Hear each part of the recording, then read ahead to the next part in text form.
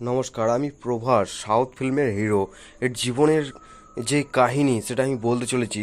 তো তার পূর্ণ নাম হচ্ছে উপ্পলাপাট্টি ভেঙ্কটা সত্যনারায়ণ প্রভাস রাজু। তার জন্ম হচ্ছে 23 অক্টোবর 1979, চেন্নাই, তামিলনাড়ুতে।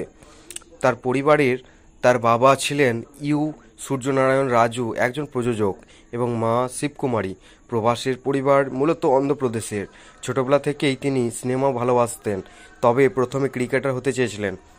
তার পড়াশোনা হয়েছিল school DNR school, Bhimavaram college, Sri Chaitanya college, Hyderabad. BTech degree নেন তিনি। তো অভিনয় জীবন শুরু থেকে প্রভাস প্রথম অভিনয় করেন 2002 সালে সিনেমা ঈশ্বরে গুরুর। শুরুর দিকে খুব একটা জনপ্রিয়তা পাননি, তবে তার অভিনয় ও ব্যক্তিত্ব নজরে পড়েছিল। জনপ্রিয়তা অর্জন হয়েছিল 2004 সালে ভারসাম সিনেমার মাধ্যমে তিনি বড় সাফল্য পান। এরপর ছাত্রপাতি 2005 সালে হয়, তাকে তেলেগু ইন্ডাস্ট্রিতে বড় হিরো বানায়। ধীরে ধীরে তিনি দক্ষিণ ভারতের অন্যতম ব্যস্ত অভিনেতা হয়ে ওঠেন। বাহুবলী বিশ্বজোড়া খ্যাতি 2015 সালে এস রাজামৌলি পরিচালিত বাহুবলী দ্য বিগিনিং মুক্তি পায়। 2017 সালে বাহুবলী 2 দ্য কনক্লুশন ইতিহাস সৃষ্টি করে। ভারতীয় সিনেমার সর্বকালের সর্বোচ্চ আয় করা ছবিগুলির একটি হয়। এই সিনেমা প্রভাসকে শুধু দক্ষিণ ভারত নয়, পুরো ভারত এবং বিশ্ব জুড়ে সুপারস্টার বানিয়ে দেয়। তার অন্যান্য উল্লেখযোগ্য সিনেমাগুলি হলো ডার্লিং 2010 সালে হয়, মিস্টার পারফেক্ট 2011 সালে হয়, মির্চি 2013 সালে হয়, সাহো 2019 সালে হয়। হিন্দি, তেলুগু, তামিল, মালায়ালাম ভাষায় মুক্তি পায়।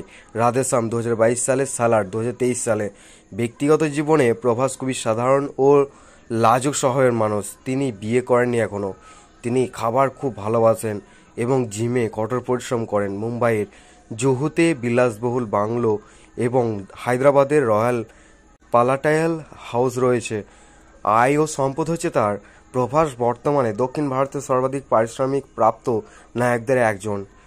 একটি সিনেমার জন্য তিনি প্রায় 100 থেকে 150 কোটি টাকা পর্যন্ত নেন।